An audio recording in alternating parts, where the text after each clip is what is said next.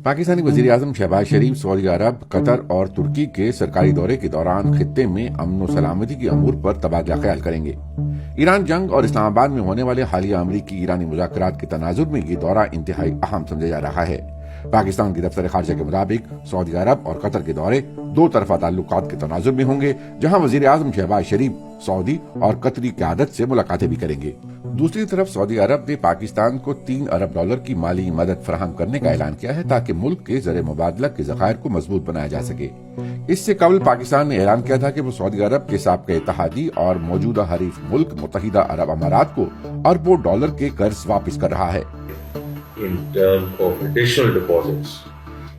पाकिस्तान के वजीर खजाना मोहम्मद औरंगजेब के मुताबिक $3 अरब की ये मदद इजाफी डिपॉजिट्स की सूरत में होगी। वो उसकी जो डिस्बर्समेंट है वो हमारे पास आ जाएगी।